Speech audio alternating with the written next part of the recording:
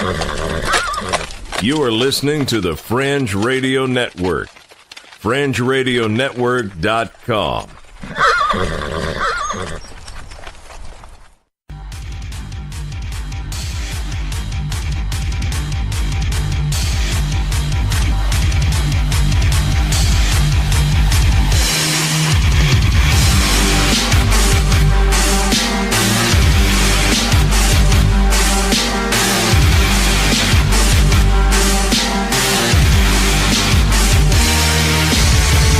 You're listening to Earth Oddity, a weekly odyssey into all the oddity planet Earth has to offer.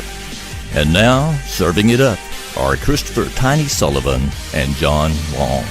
Welcome, friends, to another episode of Earth Oddity. We thank you so much for joining us. Whether you are a prisoner with contraband where the sun don't in shine, your prison wallet, or whether you are a polygamous ninja in Utah that's gotten in a little trouble with the law, we thank you for joining us. yes, thank you for joining us today. We hope everyone has had an excellent Thanksgiving. Hope your Black Friday was great. Got some Black Friday deals coming up here shortly, but we want to let you know about that. But thank you again for downloading us. And all we ask is that you tell at least 10 friends to download us that aren't currently downloading us. Yes. As a way to thank us back for all the hard work Tiny puts into this show. We do this on a budget of zero. That's so right. Those yes. rewiews, man, that makes it all worth it. yes, we do need more reviews, of course. So, but let's get started here. I mean, we want to get right into it. We've got some Black Friday deals, which I know that's past, but Cyber Monday's coming up. And a lot of people do cyber deals all week long. So That's true. hopefully you can take advantage of these. This comes from Vice News. And the headline is, hackers and drug dealers are offering Black Friday deals.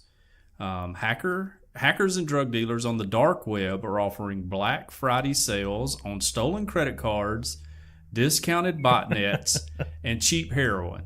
And just as a word of advice, you don't want to skimp on your heroin. Like you don't want to get the cheap, like the dollar store brand heroin. You want to go ahead and spend that little extra to get a good quality high. Just want to offer that piece of advice to you. A report published Wednesday by cybersecurity firm Digital Shadows shows mentions of Black Friday spiked on dark web forums in recent months. Black Friday has had the unintended consequence of emboldening and enabling profit-seeking cyber criminals, Rafael Amato, a research analyst with the company, said. One of the major trends researchers found was tutorials teaching aspiring criminals how to conduct credit card fraud against some of the biggest retailers on Black Friday. Lessons were being peddled for as little as $20. So, wow. I mean, these deals are hot, and we don't wait to get on board. They should call it Dark Friday. Yeah, oh yeah, because of the dark web. I like that. That's pretty good. Carding tutorials targeting Walmart, Best Buy, and Nike have been advertised on hacking forums and in private Telegram channels in recent days.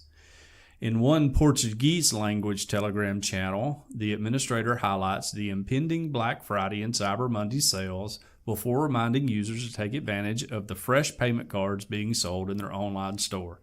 So first of all, you're going to need to download like Rosetta Stone software, learn Portuguese, and then go to this forum, pay $20, and figure out how to do credit card fraud. But maybe there's some good Black Friday sales on Rosetta Stone. Yeah, right, true. Yeah, I'm sure you can find some of those. Savings all the way around.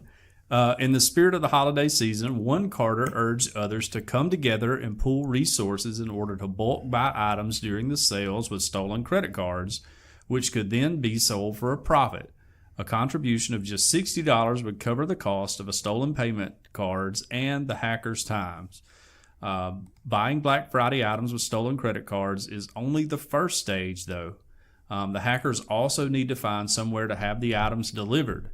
As such, some are looking to buy people's P.O. boxes or empty homes to use as drop points. To further insulate themselves from possible arrests, the hackers are also looking to pay pickers to collect their ill-gotten items. I mean, tell you, there's a way to make money all the way around in this if you're just willing.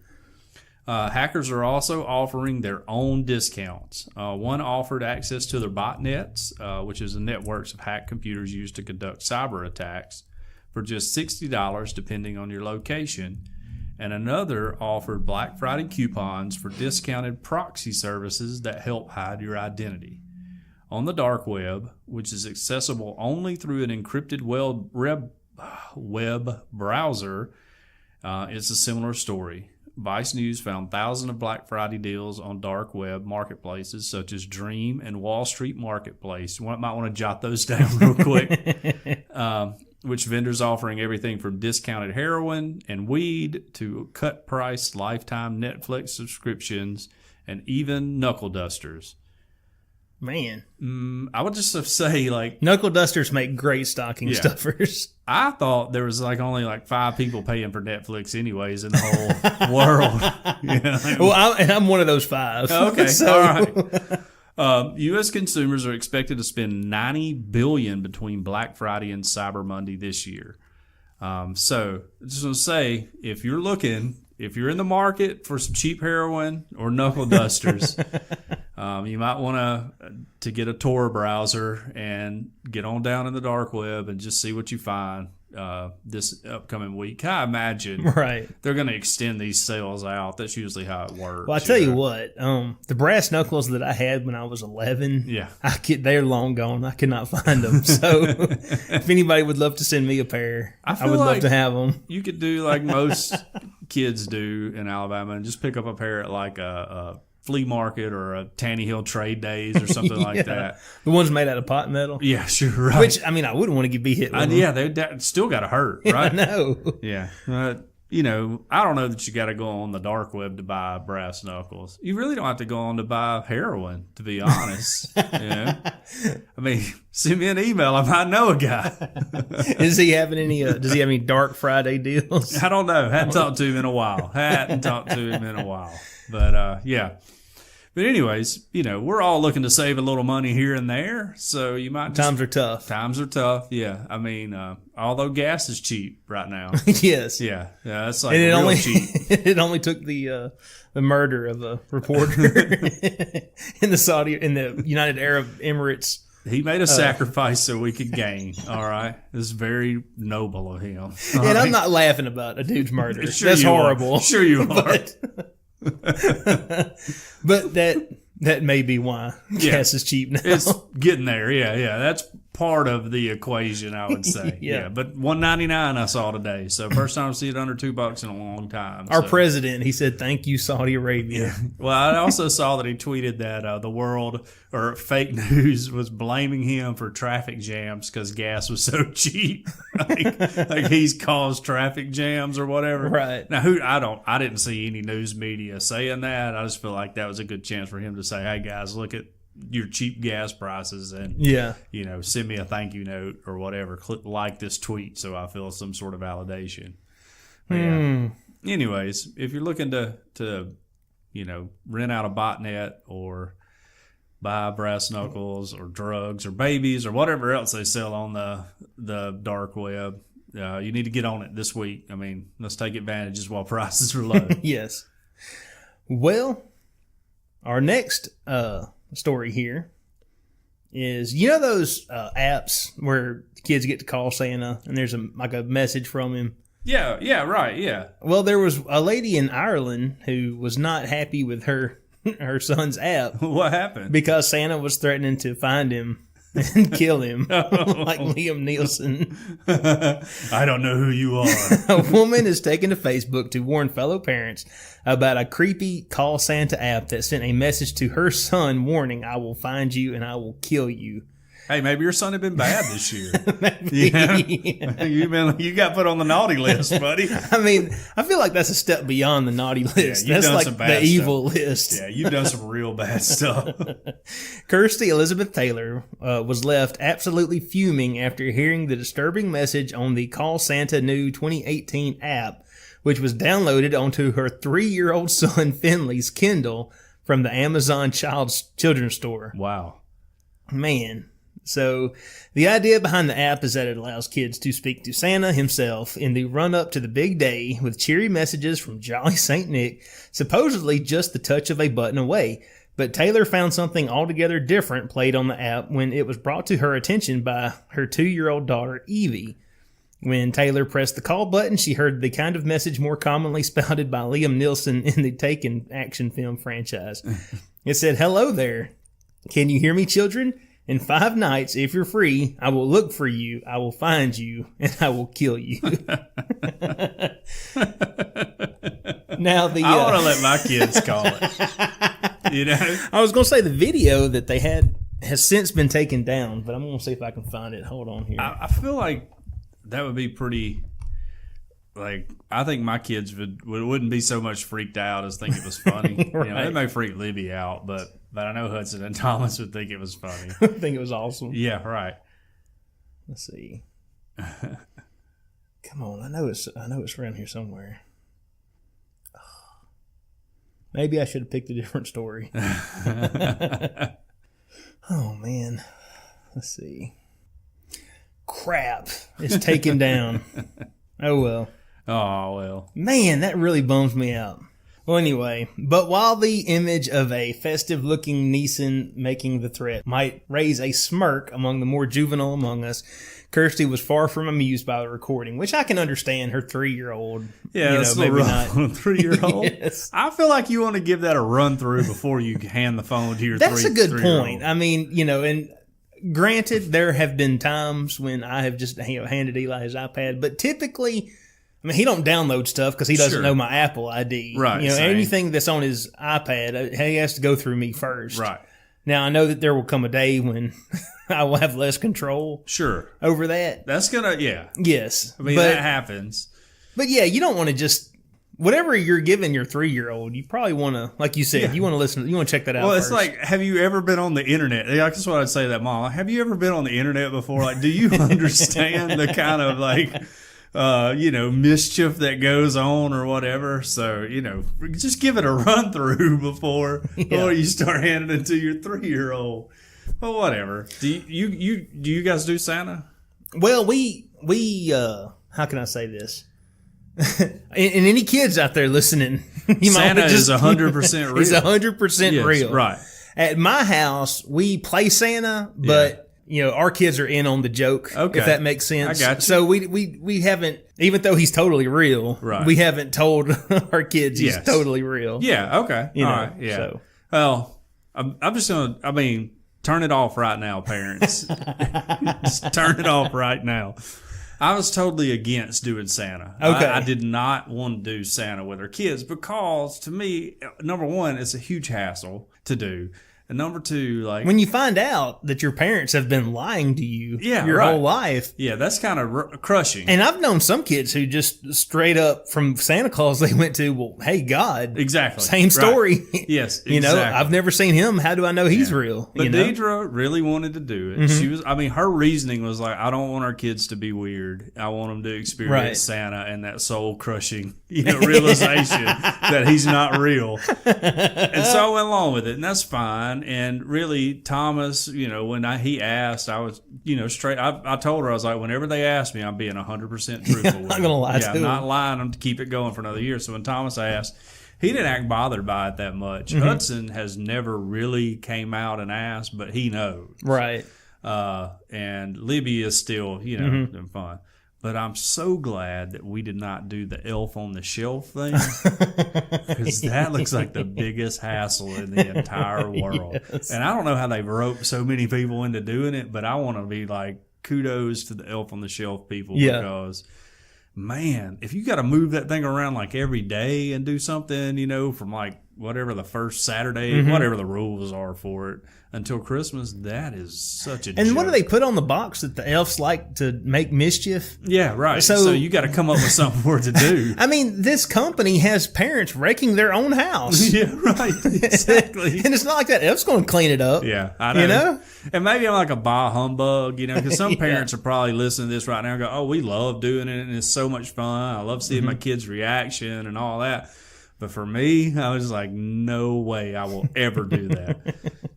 And I will say Libby last year maybe, or maybe year before, went through like we need an elf. Why don't we have an elf? Everybody's got an elf on the shelf, you know, and I just had to be like, the elf does not love us.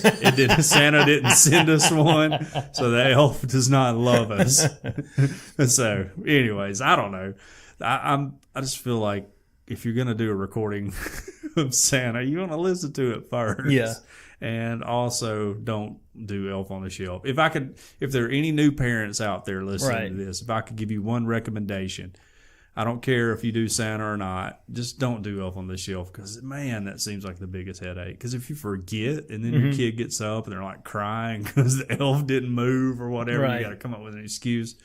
I can't handle that pressure. I just can't do it. And me personally, and maybe I'm just like the forever fence sitter who just refuses to take a side, but I really enjoyed the way we did it in my family, where we told Eli about the for real Santa Claus. Yeah. And we told him that we like to pretend that he still comes around. So we still do Santa. We do all the Santa stuff. Yeah. But even from an early age, Eli has always been in on the joke. Right. And so that's kind of what I would have liked to so have we done. keep the tradition. Yeah. But we're not lying to our children. Yeah. See, I don't know. I may have told this story on the podcast. Like, when I found out I was in second grade, Tashawn Giles told me one day that Santa wasn't real during second grade. I came home and asked my mom if Santa was real, and her answer, which I thought was a brilliant one, was, John, anything you believe in is real, you know? And I was like, okay, so this is a load of crap, you know? But, like, that's such a beautiful answer. That's like such a beautiful non-answer, you know? Right. And so if I believe I'm an NBA player. Exactly. I'm an it's NBA real. player. Yeah, like if you believe in yourself enough, then I could have been in the NBA. I just didn't believe enough, right? You could have been a free agent in Sure. the NBA. Yeah. The eternal free agent. But I never brought it up ever again after that conversation. And I was like 21 at home for Christmas, and my parents were still wrapping presents like on Christmas Eve night. And I don't know if it was because they enjoyed doing it or if they thought that I still believed in Santa Claus or what. I don't know. So, but yeah, you know, I different strokes for different folks. I don't really care. I would have liked to have done like you and said, hey, you know, straight up kids, Santa's a fun story, and really, you know, and we're going to do all. Yeah, we're going to do all that. And there was actually a Saint Nick, and he like punched heretics in the face and stuff. You know, like he was like not as jovial as people would like to remember. That was just when he was around the kids. Yeah, right. But you know, this is the real reason of Christmas, which we do emphasize all of that too, right. You know, at our house. But it's not. We're not 100%. You know, all Santa. We don't have a Christmas village and all that other stuff like people do. Tara, she likes to do gingerbread houses. Okay. You know. We tried that one time. I like to smash them when it's all said and done. We tried it one time, and the idea of making gingerbread houses was a lot more fun than actually making gingerbread houses. And it turned into like a big fiasco, and like kids are fighting, and you know. Nowadays you can get because making. I mean, I really think it's decorating the house that's the fun part. Right? Yeah. Terry always gets the kit, like the pre-made stuff. We had you all basically that too. just glue it together with icing. Yeah, we had all that. Okay. Too. Yeah, but it's like putting up the Christmas tree, you know, which is one of our big family traditions. That our tradition really is that everyone will get mad at each other before it's over with. And kids are crying because somebody put the ornament on they wanted to put on, and Deidre and I are tired of everybody fighting, and then we're fighting, and it's like, you know, what better way to ring in the holiday season than just putting up our Christmas tree and having everybody get mad at each other. You know, I have, my last name is Sullivan. You know, I'm Irish. And my mother's maiden name was Pate, and so that's an Irish name as well. Yeah. Very, very Irish. One of our ornaments at the house is a really, really big gold, glistening shamrock. Okay. And I always want to put that on, like, the top of the tree. Yeah. And Tara always stops me. It around back. But, yeah, she wants to hide it around back. And it just is soul-crushing. But... Yeah, you know, I had a favorite ornament that I always hung up on our tree. It was a disco ball, you know, that we had forever, and I always hung it up. And then we bought one for our tree because, you know, I'll just keep hanging it up and all that. Now the kids hang it up, and I secretly get mad at them every year because one of them, I like turned around to get it. One of them's already hung it on the tree somewhere. I'm just like, whatever, guys. I've been doing this since like 1978, and now y'all are taking my joy from me. All right. Sorry about that. No, that's fine. That was like a X-Files sound. I guess that's our signal to move on to our next story. Probably. So kids can tune back in now because everyone wants a puppy for Christmas, right? Right. And if you get a puppy, you just may want to be very careful of where he goes and does his business. This comes to us from the Metro in the UK. A dog accused of racist hate crime for pooing outside someone's front door. Oh, no. Yeah. A dog has been blamed for a racial hate crime for fouling outside the front door of somebody's home. The poo and run is among 2,500 reported cases of hate crimes logged by the Met Police because the victim perceived this to be a racial incident. Other allegations investigated by officers in 2015 and 2016 included an envelope being opened and resealed by a man telling library staff he was campaigning for Brexit. The 2,507 alleged hate incidents were revealed after a Freedom of Information request by the Mail on Sunday.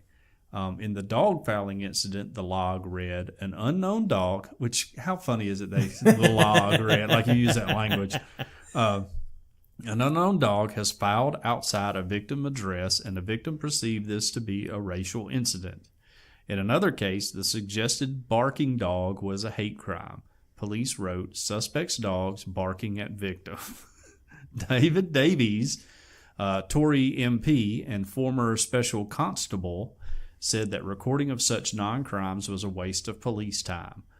This is part of the reason the police struggle to investigate serious offenses such as home burglaries, he told the paper. People need to start thinking more carefully before they call the police. Other complaints include a person who felt a bus driver had given them a racist look, and an angry dad who called police when his daughter lost a tennis match because he believed the umpire to be racist. The informant feels his daughter was subjected to racial discrimination at a tennis match where line calls were against her, the police said. Now, no word if this was Serena Williams' dad. I don't know if you remember that whole incident a month or so ago. But disputes between neighbors were common among the reported incidents, of course, including one who battled with their next-door neighbor over parking and recently found a dead rat in a garden and perceives this to be racist. Current rules see police record any allegation described as motivated by prejudice as a hate incident, even if it's not serious enough to be regarded as a crime.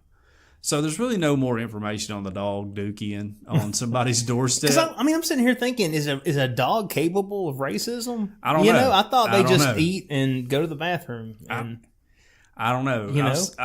I'm going to admit this. Now, my family is not racist at all. Growing up, our family is not racist at all. In fact, our family loves everyone. We, fostered growing up, kept children of all different races and everything. Now, we had a dog. Her name was Baby. She was a little bitty, feist dog. Mm-hmm. Every Halloween, she would bark and chase after black kids who would knock on our door. Not the white kids, just the black kids. So you're going to say, yes, dogs are capable. Here's what I think. I've thought about it a lot over time, okay? I've thought about it a lot over time. Is that Baby, our beloved dog, who we got after my brother passed away, and we love. That dog was so wonderful and so sweet. But white people. Well, it didn't interact with a lot of black people. There weren't a lot of black people who lived in our neighborhood. The black kids who stayed with us were all small, but Baby was kind of older by then after she was not old, couldn't run as well and didn't really chase after people like she did when those foster kids could outrun that dog. Yeah, well, I think she was, and they were inside our home, so it was a different thing. Right. And so maybe it was just hey, this person looks different, I don't know. Right now, my mom and dad are listening to this and they're probably really embarrassed, but they know it's true that it happened, okay? It totally happened. And we didn't put that on Baby. We didn't teach our dog that. Of course we wouldn't teach our dog that. But it was just part of her, Well, did you not shame Baby? Of course, yeah. Yeah, we would be bad dog and all that, but it wouldn't curb her behavior. So, maybe dogs can be You racist. didn't try to get her some counseling. Like send her to a dog therapist or something. That didn't exist in the 80s, I don't think. You could do that now, but that was kind of totally, hard. That was hard to find Yeah. back then. You can get health insurance for your dog. Surely there's like a counseling package that you can get. But yeah, I just feel like the dog, like Baby in this Baby instance, the racist dog. she was not. I don't know what her problem was. I don't really know what her problem was. But there was a clear bias to her. It was clear, Oh, and man. it could be, just that there were people showing up to the door and they have masks on or whatever. But I found it quite coincidental. That dog was a white kid with mask good. Yeah, right. Anyone else with mask bad. Right. But our family is not racist by any means. You won't find anybody in my life that would say our family are racist. We're not. We were not raised that way. We're just not that way, okay? But Baby was. Now, we got her from Tuscaloosa, so maybe it was like her parents and it was like bred into her or something. I don't know. That we can't be responsible for. Oh, But man. it was always kind of embarrassing, because Fed's so small. Right. We knew everybody, so people knocking on the door. and, Everybody knew y'all had a racist our dog. dogs like chasing their kids out in the yard and stuff. And the funny thing was that she was so small. Like, she was so little bitty. She was like the run of her whole pack or her litter or whatever. She was so small that you didn't need to be scared of her. You could punt her across the yard if Yeah. you wanted to, but everybody would just run, which if you run from a dog, it's just going to chase you, That's just how it works. Well, John, I have to say, before we started this story, this article, I thought how ridiculous. But hearing that Isn't story, so ridiculous. now I think, you know what? That's a bad dog. Now look, if we had trained Baby to go poop in our black neighbor's like yard or on their doorstep, then that would totally be a hate crime. But you're saying Baby would just do it on her own. She would just poop wherever on her own. She was just We didn't teach her to go poop in their yard. She just does. She just did it. And what do you do with a racist dog anyway?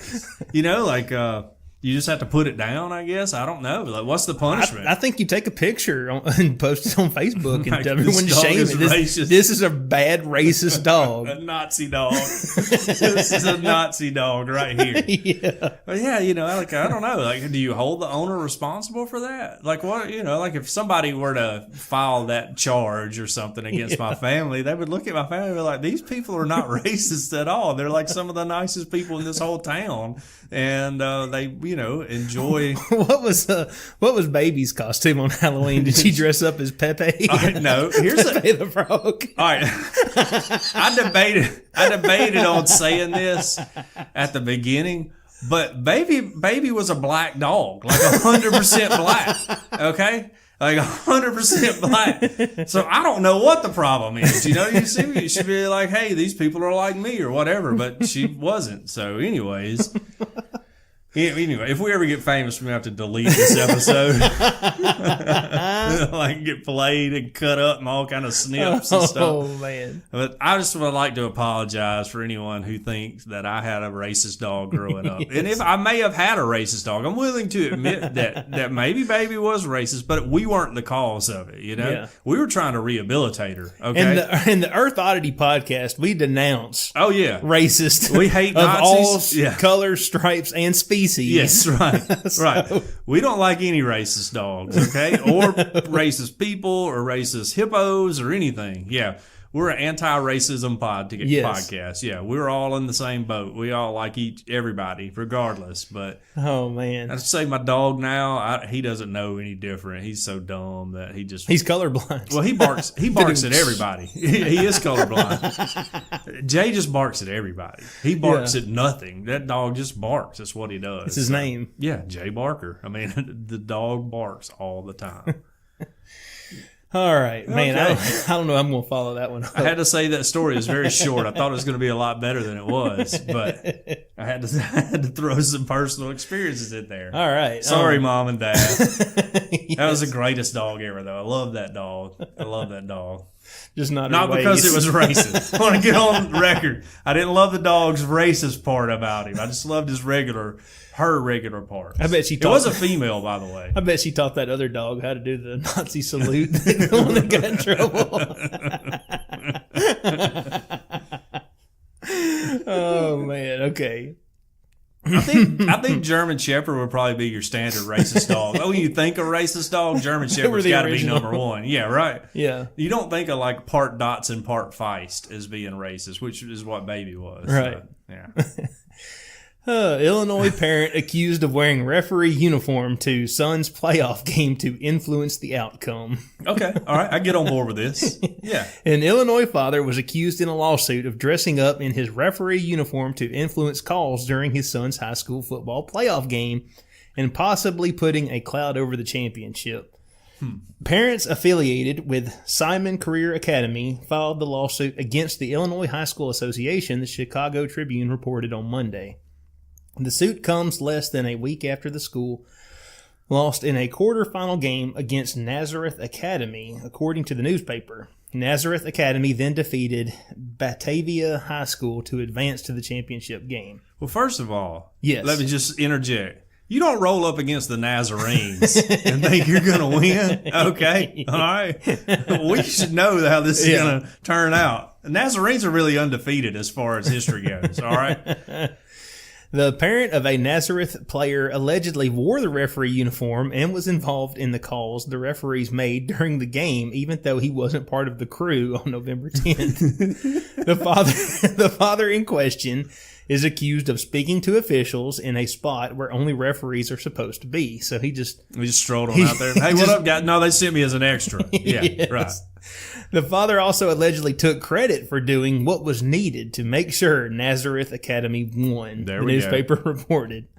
Citing screenshots from a Facebook thread, the father also allegedly said in a separate comment, "I didn't make one bad call. I made sure the best team won." There you go. There you go. This is the kind of ref we need at Alabama games. I thought we had these. Yeah, we do. We do. Let's just be honest. We have them. We do. Hey. The parents who filed the lawsuit contend the father breached the high school association's rules and have asked that no winner be declared, as well as barring the father and the referees involved in the November 10th from officiating any more games. Yeah. If that's true, that's fair. If you don't know, if you're a Yes. ref and you don't know the stranger's not supposed to be there, Yes. Yeah. Can we get them in the SEC, though? I mean, they're available to hire. Let's just get them on in here. I'd like to see them call a lot of Alabama games. I think it's important that we stand up for these kids, Shay Allen, an attorney representing the parents in the Simon Academy lawsuit, told the Tribune. They've worked hard. Sports are a metaphor for life. If you work hard at something, you should get a good result. I've always felt that in addition, I want to say yes and. Yeah. People will cheat at life. Exactly. Just like You people better learn to will get cheat over it. in sports. Exactly. Yes. Yes. Hey, well, I mean, first of all, you can't let little Braylon lose his game. If you got a ref outfit, you got to go out there. But, we had an incident like this with Thomas. Not necessarily like this. Similar. So he's playing park and rec basketball, and they had a game, and oh man, his team was so bad. They were horrible. I think they won 2 games that year, and the second one they won, like put them in, or of course they like automatically got in the playoffs or whatever. But they were playing like one of the better teams, and they happened to win.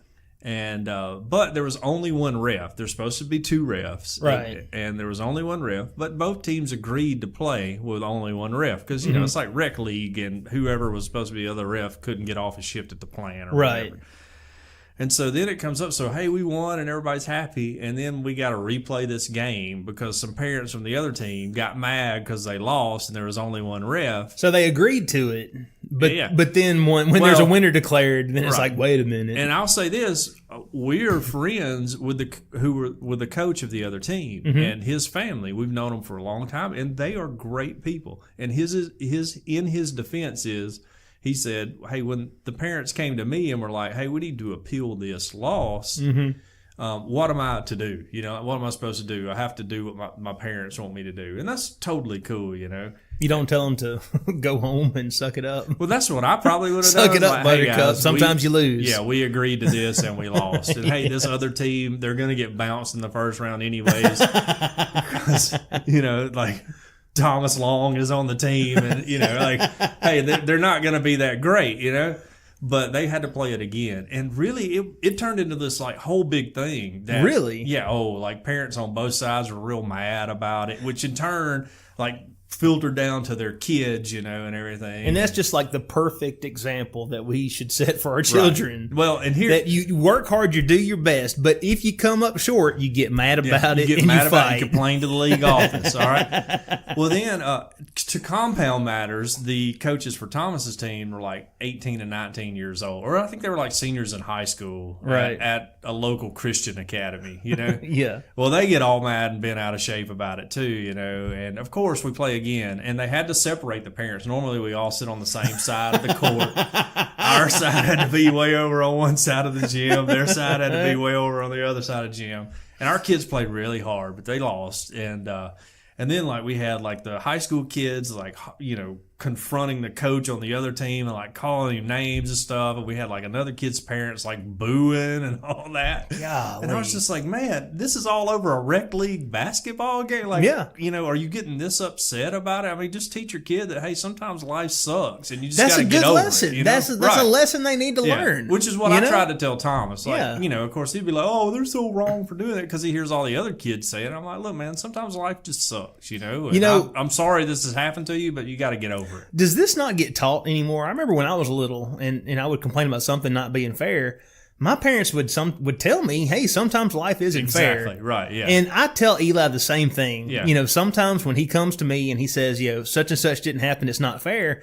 I tell him, well, I'm sorry, but sometimes it's not. Yeah. Sometimes life just isn't fair, and you're going to have to learn to deal with that and just suck it up. Right. Cowboy up. Yeah, cowboy up. Yeah. Like, hey, I'm sorry the kid's dad put on a ref uniform and influenced the game, but we're not going to get lawyers involved or anything else. You know what we're going to say? Hey, maybe go to the officiating, governing body and be like, hey, this crew probably needs to get, some discipline because they let a stranger onto the field and influence the game. But we don't want to vacate any wins. We're just going to take our lumps and go home. And here at the church, there's a lot of Sundays we do dodgeball with the kids. Yeah. And I always tell the kids every single time we do it, I say, hey, look, if I point to you and say you're out, you're out. Even if the ball didn't hit you. Yeah. Even if I'm mistaken and it's the most unfair thing in the world, you're still out. And you're just going to have to cowboy up and deal with it because the faster we get people in and out, the quicker we can have another game. Right. We're not going to I'm not going to listen to you whine and cry about it.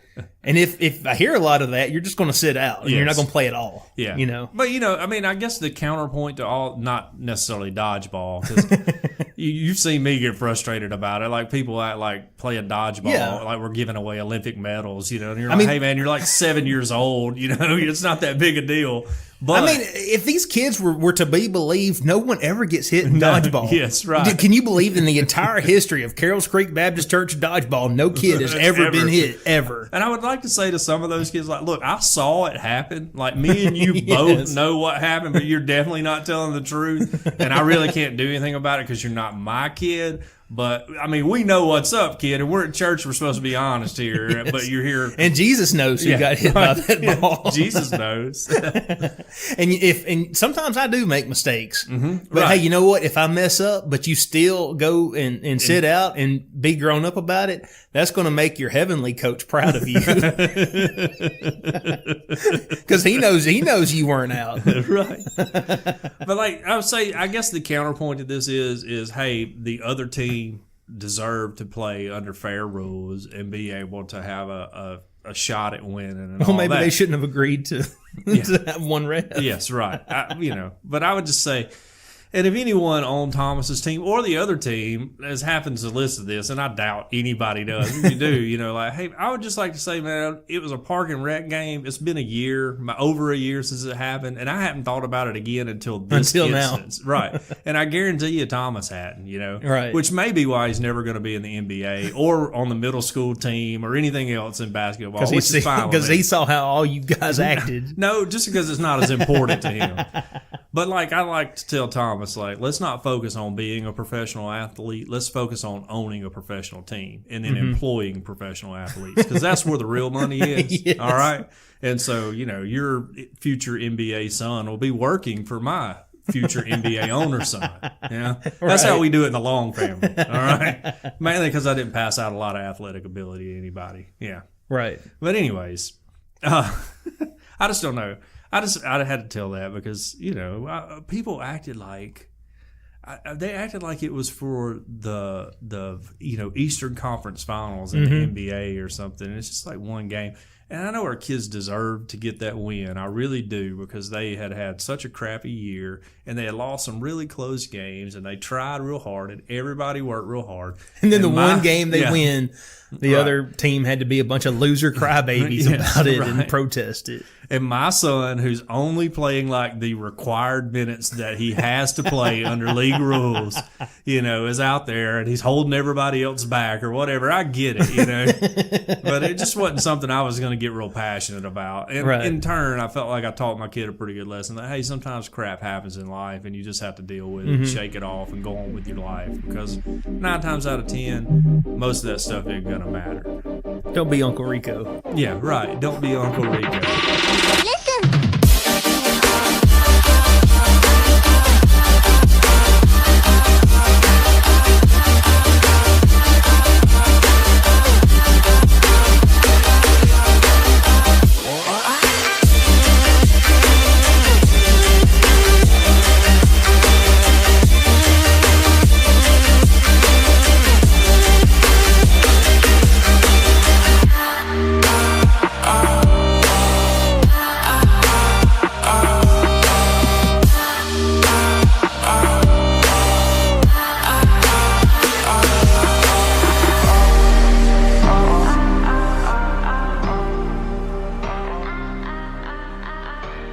So let's move on here to the LeeValleyLive.com and this touching mother-son story.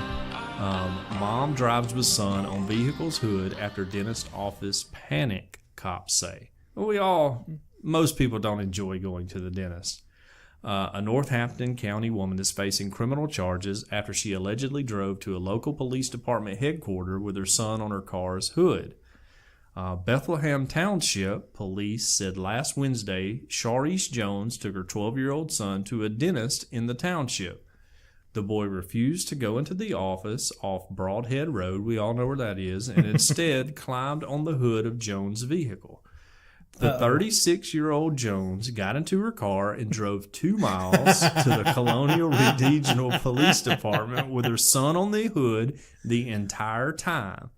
Jones reported admitting to officers to driving 2 miles with the boy on the outside of the vehicle. The speed limit on the road is 40 miles per hour. Oh, snap. He's going to need more than a dentist if he comes off that. Oh, yeah. Jones of the 300 block of Old Forge Drive was arrested Monday and charged with child endangerment and reckless endangerment and was free on a $1,000 unsecured bail. An attorney has not yet entered an appearance for Jones in the case, and a phone number listed for Jones' address was not working. I'd say, if your kid gets on the hood of the car, you should not drive with him anywhere, I understand the frustration. Oh, yeah. I don't want you to think I don't. But, absolutely. But you can't do that, because then you get in trouble for reckless, endangerment, and I think that's legit too, as you should. Yes. Oh, yeah. But look, I would just say, at the very least, grab him by that ankle and pull him off. Yeah, And if he happens to bump his head on the bumper on the way down, then that's just what he gets. It's a lot better than the potential for him to fall off and get ran over or, like road rash all down his face like he's in a motorcycle accident or something. Just grab him by that ankle and yank him off, Yeah. I don't know. I don't feel I would have ever pulled this stunt with my mom, Because you would have drove down the road. No, I feel like my mom would have just beat me, like in public. Oh, same here, yeah. And I would probably do the same to my kids. And I don't think my kids would ever try this with me. So they would just, they know better, I would hope, Now, Libby, sometimes she might do something like this because she's a lot different than anyone else. But I found out this weekend from her parents that she acts a lot like Deidre did when she was young. So, yeah, there's hope for her because Deidre's like a normal, well-adjusted person, and I just need to get the tips on how they disciplined Deidre growing up. Which Deidre always said she never got a spanking because she would cry and her dad would feel sorry for her and not do it. I will say that my kids, they do not get, Josiah's 1, so he's never gotten anything. Eli has gotten very few spankings. Yeah. And it was a last resort when he did. Yeah. But I tell you what, you get them once or twice, good. Yeah. You don't have to do it much, I would say Thomas got more spankings than any other kid because I had to learn, I didn't know. And along the way, I kind of figured out, hey, there's other ways to skin a cat here and get a resolution without me having to pop him. Plus, you got Thomas telling horror stories to his younger brothers and sisters. Hudson's only got a few spankings because Hudson will normally admit to, hey, I'm sorry or whatever. And Livy, she's gotten a few. She's pretty stubborn. She just doesn't listen. You have to tell her like 50 times to do something. And, so she's gotten a few pops. But most of the time, like someone told me once, like if I have to hit you to get my point across, then I'm probably not that good at getting my point across. Right. So, I had to learn to work on how each kid listens and how they respond to different things and get them to do anything. Now, this Sunday morning during church, Livy was just 90-0 talking when it was like right at the end, getting close to the invitational, like altar call and all that. And I had to lean over and be like, I'm about to drag you out of here and beat you. And she shut up for about, 2 minutes. And then she started talking again. And I had to give her a look. And she shut up a little bit more, enough to get us out of the service, Well, I don't know if you heard Eli, but he was answering the preacher. Oh, nice. You didn't hear him? No, I didn't. He was back there, only Jesus. And at one point, he turned around and he said, I'm so bored. Is this over yet? Well, Hudson, he had a friend with him this morning, and his friend was like really paying attention, which is great. And about, I'd say 15, 20 minutes to the end of the service, Hudson leaned over and was like, I got to go pee. And I was like, you can't. Oh, man, me too. Yeah. I had to go so bad. I was like, you can't go. And he was like, why? I was like, well, because Logan is paying attention. If you get up, he's going to want to wonder what's going on, maybe want to go with you. And let's let him listen to the message. It's good. He doesn't get to be in church that much. And Hudson toughed it out, but by the end, he was legs crossed and he was ready.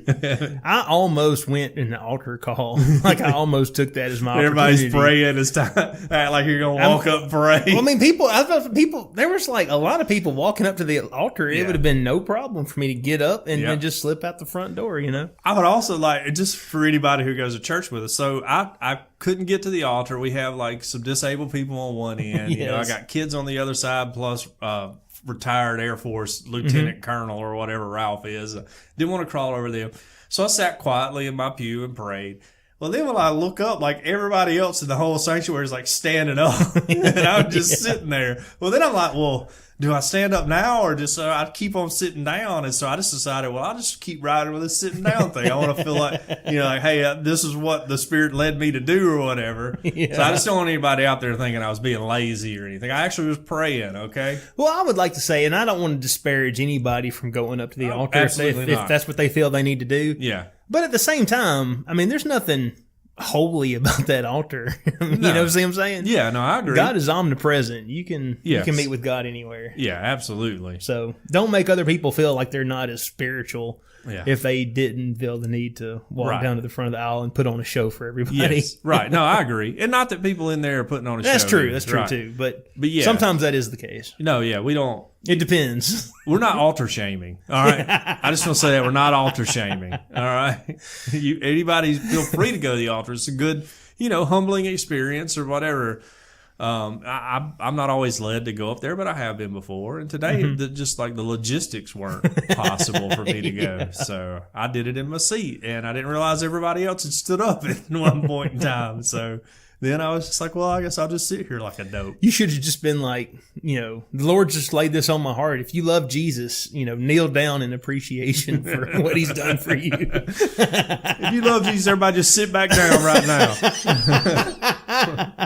Let's just take it easy. All right, let's take a load off. Did a lot of standing in today's service, okay? The Lord has led me to take a load off. My feet hurt, and so he told me to to cast my burden on him and sit down in this pew until service is over, y'all. But yeah, it was like me and like the 3 or 4 senior citizens were the only people I saw sitting down, like the people on oxygen tanks and stuff. So. And my dad who's got Parkinson's. Sure. And then it's just me, like perfectly normal, healthy person, just sitting down like some dope. But I didn't realize everybody stood up. I was like intense prayer, session for me. And I didn't realize that. Next time, just put your arm on the one beside you and like you're praying with them. Right. I'm here for you, brother. I say a whole nother aside to that is I may have told this before. I don't even remember. But Deidre and I were visiting another church, and they had like every head's down, every eye's closed, thing, standard Baptist, thing, and raise your hand if you know the Lord. Well, I was praying and I missed the raise your hand part, Yeah. And so I just kept my head down and I was praying. I didn't even realize they had done all that. Well, like a couple Sundays later, this guy comes up to Deidre and I, and we had known the guy. He's a very sweet and honest dude. And he's like, "Hey, John, I just felt like I needed to talk to you because you didn't raise your hand when they asked if anybody knew the Lord." Well, Deidre was like pregnant with Thomas, I think, at the time. So her like hormones are all out of whack. Well, she starts crying. Oh, no. There you go. Hand shaving. Right. And I'm sitting here like, well, no. I know the Lord. Like, I got saved on this day and I've been in church my whole life and everything. And how dare you, sir? Yeah. You have no idea how often I raise my hand. And I was like, I know I didn't answer, the thing, but I didn't even realize I did that. I was praying, and like I never know what to do sometimes in like those corporate like, am I supposed to pray? Am I supposed to listen to the preacher pray? Like, what am I supposed to be doing here? I can't my brain doesn't work to do both of them. So I may miss get your hand up if Jesus has done something good for you, or get your hand up if you know the Lord, where you're going to spend eternity. I may miss that because I may be praying for something else that's going on or someone else, which is entirely what happened. And it was such an awkward thing, because then when my wife started crying, I was like, well, did you, in my mind, I was like, does she not think I'm saved? Like, what's going on here? And the guy had the best intentions in the world. I actually wrote him a note, like mailed it to him and said, I appreciate you having not only the guts to come up and talk to me, but the care to come up and speak to me, but also might want to have your head down and your eyes closed too, buddy. I bet that dude at lunch after church was like, I went up and talked to him about it, and John's wife just broke down and crying right there. He wouldn't even admit it right there. He's in serious denial. Gonna put them on the prayer list. That's right. They're probably still praying for me. I hope he comes to know the Lord. Oh, Lord Jesus. Like somewhere on the whiteboard in a Sunday school room at that church, my name's still up there. Oh, man. Yeah. Anyways, I just have to say that was a very awkward moment. Not almost, well, today didn't really even get into that awkward scale. No.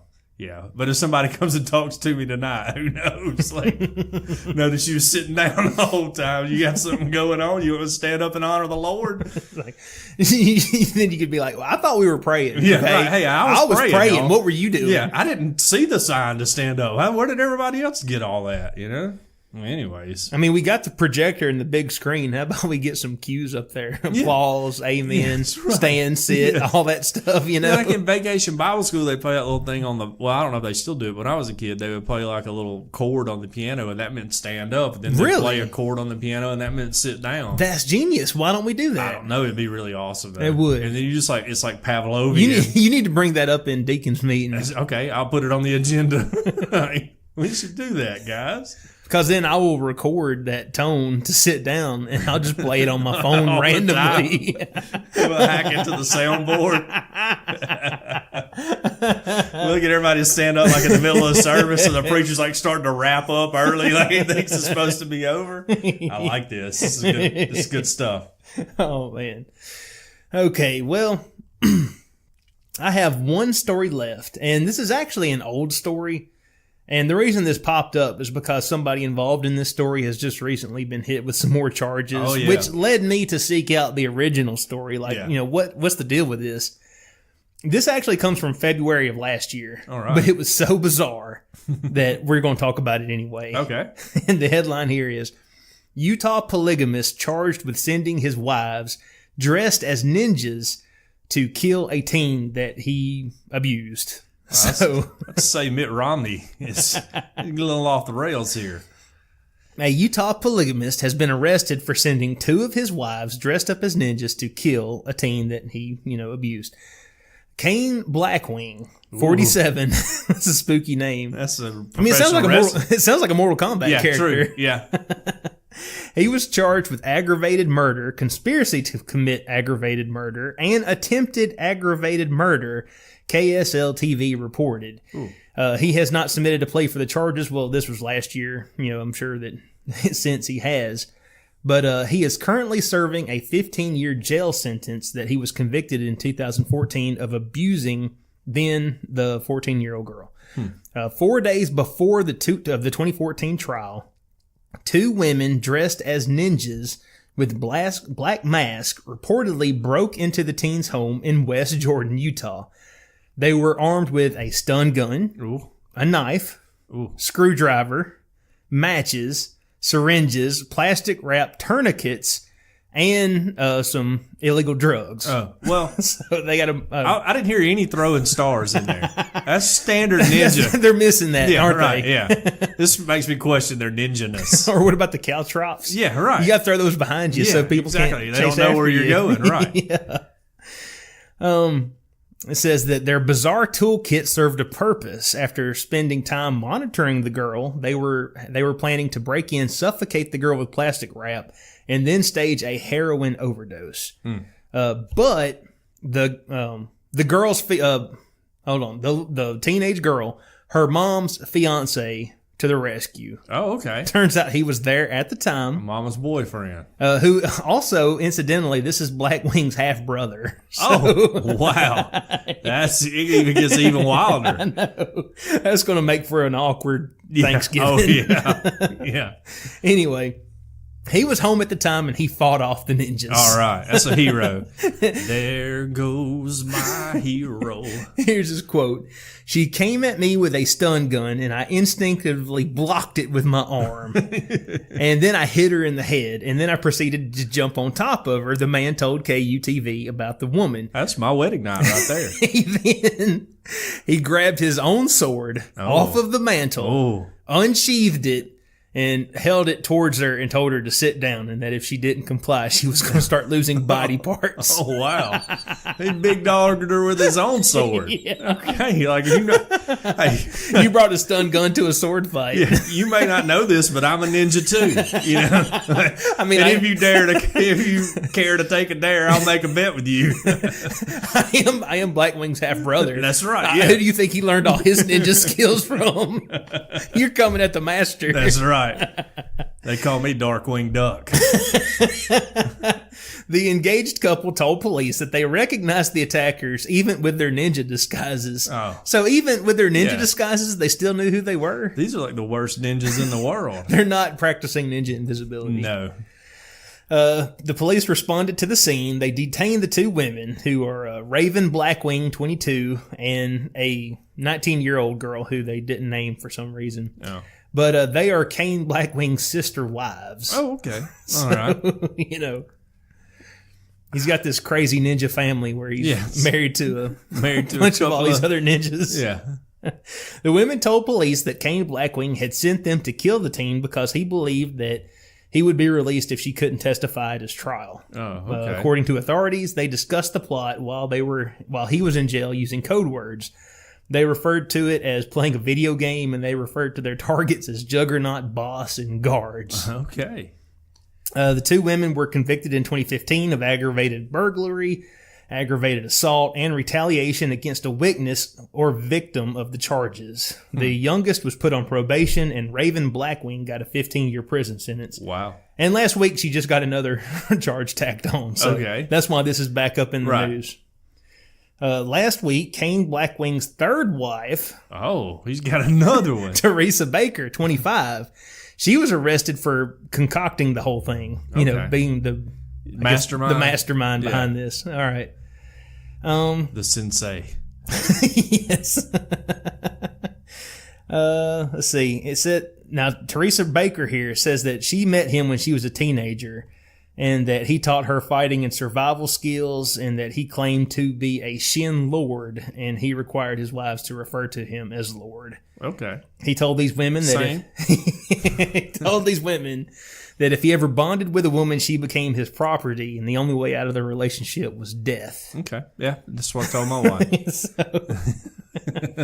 Anyway, he's currently sitting in prison, and Raven Blackwing is in prison as well, and she just recently got convicted this past week of some charges of her own. Right. Yeah. Because apparently she abused this teenage girl too. Oh wow. Yeah. So wow. it's crazy. But. So him and his two sister wives are in jail. And he's got another sister wife on probation. Yes. Wow, that's tough. But I mean, they all deserve it, of course. You just can't go staging an overdose or something. And whoever this teenager was that they were messing with, man, my heart goes out to you. Yeah, she needs to move. Yeah, you need to move. You need to get lots of therapy. Yeah, absolutely. Imagine this is going to take many, many, many hours of counseling to deal with this. Yeah. Good thing Mama's boyfriend was there to take care of the problem, because who knows what would have happened. And I would like to say, I would like to tell this girl, if she doesn't know already, that, I kind of secretly believe they're not really ninjas. Yeah. And I don't think you have to worry about them coming after you. I don't think he's gonna vanish into a poof of smoke and get out of that prison and come after her. I don't see myself being able to convince two more women to marry me, Yeah. Like, that's got to be a tough sell, number one. And then to convince them that you're some sort of like ninja lord or something along with that. Yes. This dude's a heck of a salesman. I'll just say that much, Like, I don't think I can make that happen. Yeah. Yeah, my wife doesn't do anything I ask her to do. Yeah. You like me come in and they'd be like, hey, babe, I got you this ninja outfit to wear.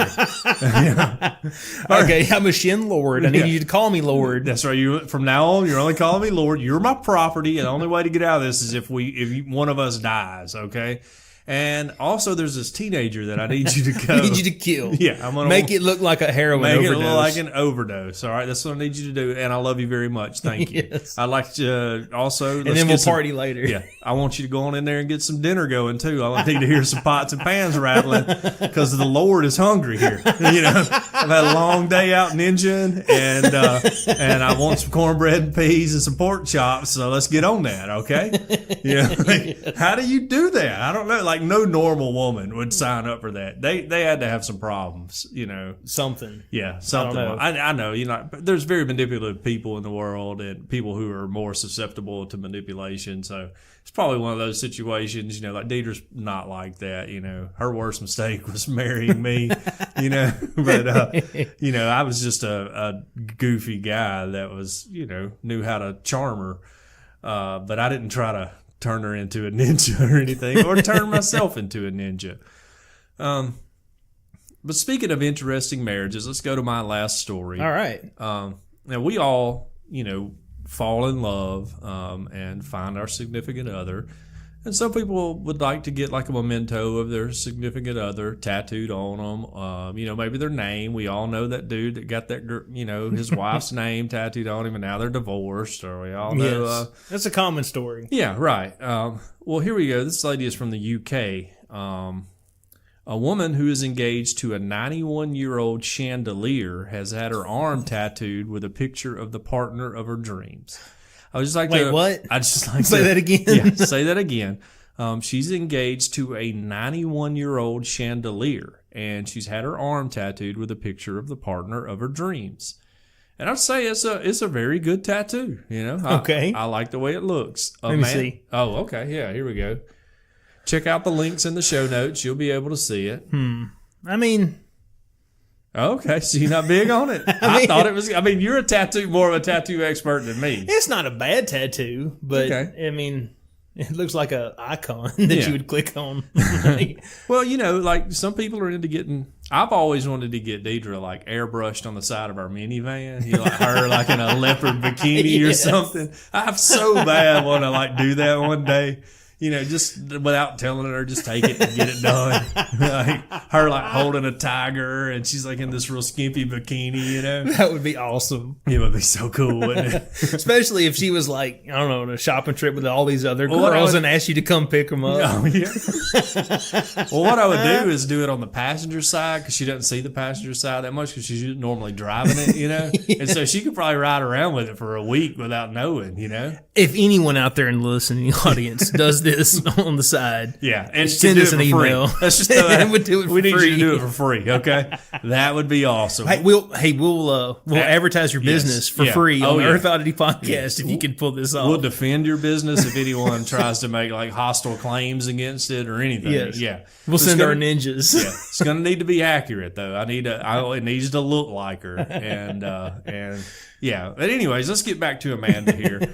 She's 34 and she's from Leeds, and she had her tattoo designed by star of tattoo fixers Alice Perrin on the hit television show. Identifying as objectum sexual, Miss Liberty is currently engaged to the chandelier called Lumineer, and said it was love at first sight after spotting the light on eBay. Hey, that's the candlelight. That's the candlestick from Beauty and the Beast, isn't it? Lumiere. Lumiere.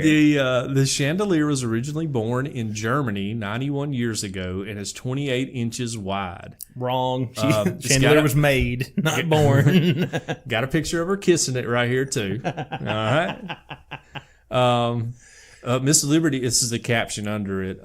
Miss Liberty is in an open relationship with her chandelier collection, revealing that she is engaged to one named Lumineer. Okay, so that's not the one she's actually kissing, is just another one. She's just kissing someone. She's got a polyamorous relationship. She gets around. Yeah. The tattoo took 1.5 hours to complete, and Miss Liberty said she felt nervous about the needle before getting inked. However, Miss Liberty was pleased with the end result and said that the chandelier, that she thought it was brilliant and it gave me the energy, telling me it was great.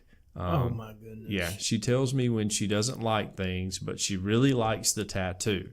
Well, okay, I would like to know. Hold on, wait a second. Miss Liberty first fell in love with the drum kit at the age of 14 and has since gone on to love the iconic Statue of Liberty, even changing her surname by deed poll to Liberty. So she's in love. Apparently, her and the Statue of Liberty had a falling out or something along the way. And she said, immediately as she saw the Lumineer on eBay, I knew that it was the one for me, and it was love at first sight. She was based in Germany, and although what if one of us had bought that chandelier outbidder? He'd be like, no, the chandelier wants to be with me. Well, I can't find where it says that she bought it though. In the article.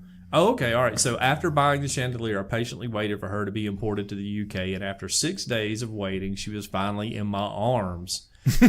She had been disassembled for her own safety, but once I put all her pieces together and she settled into her new home, our relationship just went from strength to strength. And I would just like to say, Amanda Liberty, how dare you assume this chandelier's gender? How dare you? Okay? I don't think that is right. The chandelier should be able to decide its own gender, okay? And I can't believe you would stoop to these levels. And this is 2018. It's 2018 in for our crying current out loud. year in 2018 that you would do this.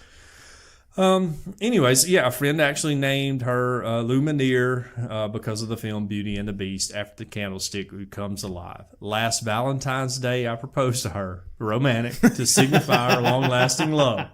What'd she say? I hope at some point we'll have a commitment ceremony. I haven't been engaged before, so it's very new and exciting.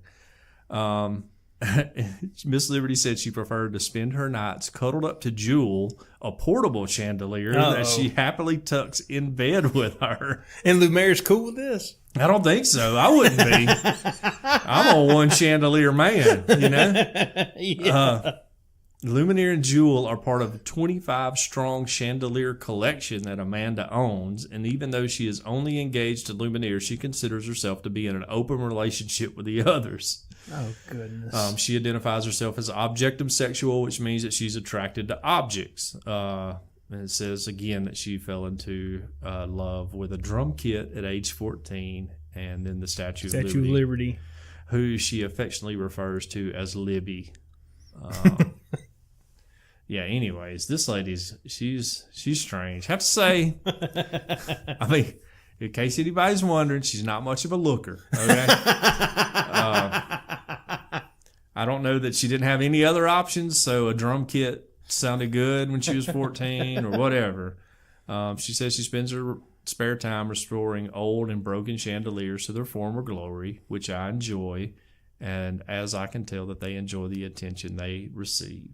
My dream job would be to work in public buildings such as Buckingham Palace. Whoa, we don't need you in there. That's like somebody who's really into feet getting a job at a shoe store. All right, you don't want that. That's a bad combination. All right, Right. You don't want that. All right, so let's say we need to put that aside. People often can't understand this. That she said that this is just natural orientation for me. That I can find the beauty in objects and sense their energy, and I think that would be called electricity. All right. So, yeah, I've sensed that energy too. Yes, right. Yeah, It's painful. Me too. I've arced a 110 in a light fixture before too, putting up a ceiling fan. I didn't enjoy it. No, not at all. I felt like my chandelier put off really bad energy, if you know what I'm saying. Yes, I'm not hurting anyone by entering into a relationship with them, and I'm simply just following my heart. The article ends with that quote from her. So, lady, I mean, more power to you. No pun intended. You can be with all the chandeliers you want to be with, but I also have the right to say that's really weird. Okay, and I'm not hurting anyone by saying that. I may hurt your feelings. I'm sorry if you listen to this. We're gaining popularity in the UK. So let me just take back that last statement and tell us about it. Yeah, we would love to hear about it. I would love to hear about it. Maybe not details. I want to know what kind of drum kit you fell in love with when you were 14. Was it like a Pearl or a Ludwig? Or I'm dying to know why you and Lady Liberty had a falling out. Yeah, right. What happened? Especially after you change your name, like why would you leave her, I mean, who broke whose heart here? I don't know, man. You think maybe it was just long distance relationships? They're tough to keep up. They're really out. tough to keep up. And plus, Lady Liberty welcomes everybody in, so maybe she wasn't feeling like she was getting the personal attention she needed, and she went to a chandelier, which needed her help to be repaired and restored and cleaned and all that. But I mean, more power to you if that's what you're into, I guess. Once again, it's the internet, I feel like, allowing all this to happen.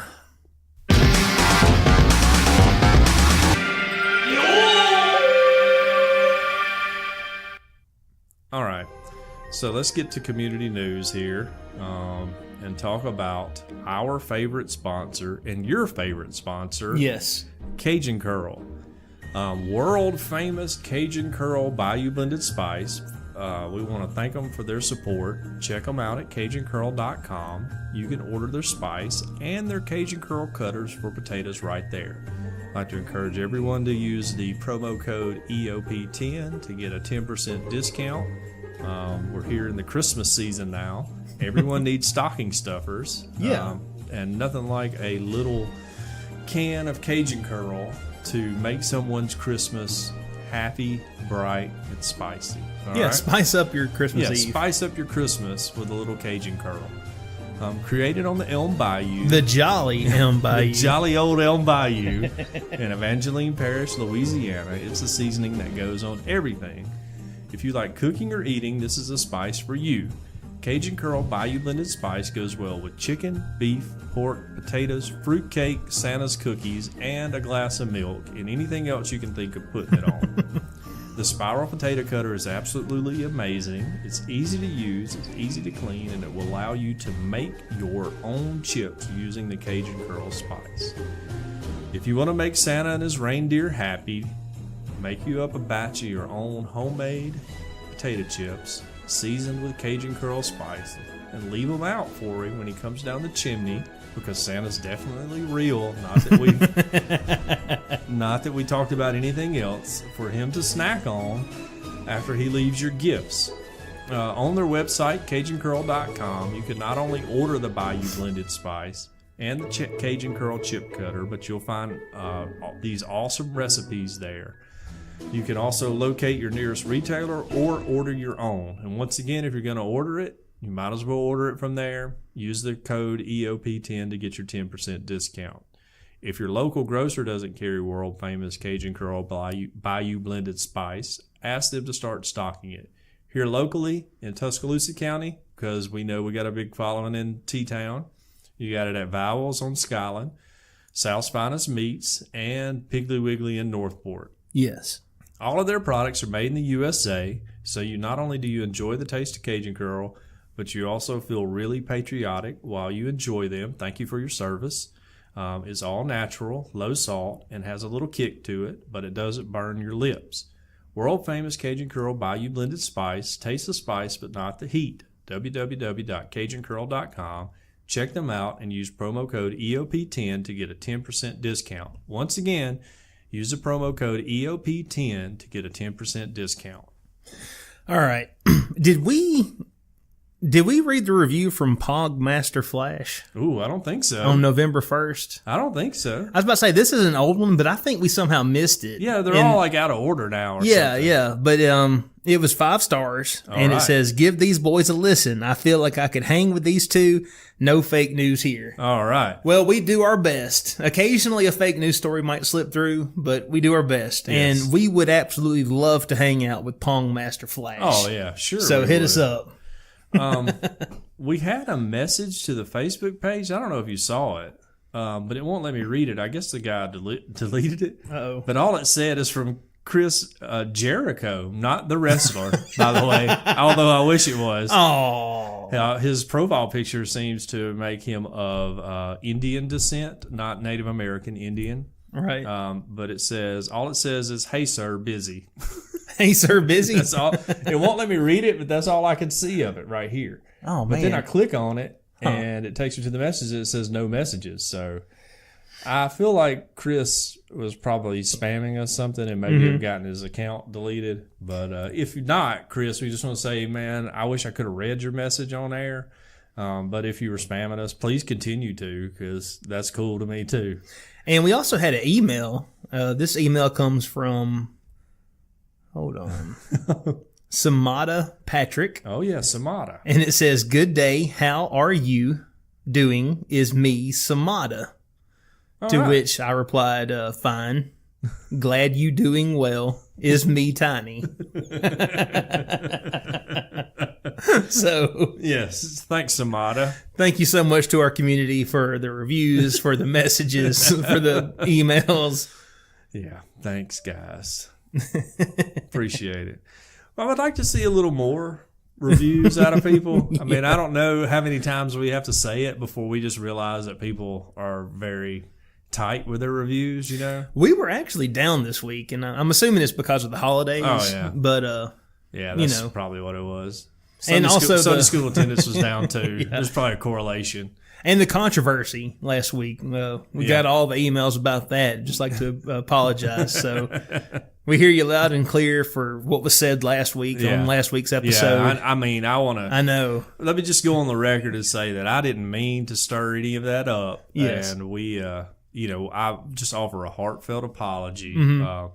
I'd like to say some of y'all just need to get over it, you know. And you might want to put that in your pipe and smoke it, and just let it be. But I know that last week's episode, it rubbed some people the wrong way, right? And so, yeah, I'm not saying you need to go back and listen to it, because you probably will be offended too. And we don't want to go through a whole another hundreds of thousands of emails again of people telling us how bad we were for saying, or how wrong we were. Yeah, or how wrong we were. Or how the few of you out there who agree with me. Let me just say this one thing that we're talking about. If that's wrong, I don't want to be right. Yeah, that's right. Exactly. That's right. And some of you need to do a little self-introspection. Said a lot of mean stuff about me, okay? I don't think that's cool. I know I look funny, all right? I got a mirror. You didn't have to point it out to me 1,000 different times. I know what I look like, so that's cool, all right? Anyways, it's fine. Everybody go buy some Cajun Curl. Yes. And be happy about it. Yes. Because this is the season to be jolly. That's right, yes. You have been listening to Earth Oddity Podcast, and we thank you so much for listening to us no matter where you get us, whether it's Apple Podcasts, Google Podcasts, iTunes, Overcast, Acast, Podcast Republic, Spotify, TuneIn, iHeartRadio. We're on them all. Thank you so much. Yes. If you would like to email the show, you can email us. We are earthoddity@planetmail.net. If you want to tweet at us, we are @_EarthOddity. We have an Instagram. Oh, yeah, it's the that's exact same. Exact same. Very active over there. Pictures up all the time. _EarthOddity. And Yep. if you would like to call the show and leave us a message, we have a number. What's that number, John? It's 662-493-2059. That's 662-493-2059. Had a lot of calls last week. Couldn't get a lot of them on because of the profanity that was in them. I'm very disappointed in the choice of some of y'all's language, especially some of y'all we go to church with, okay?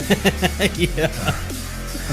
Well, anyway, regardless how you're feeling, we hope everyone has a good week. Yeah. Earth Oddity for the Fringe Radio Network signing off. Love y'all. Bye.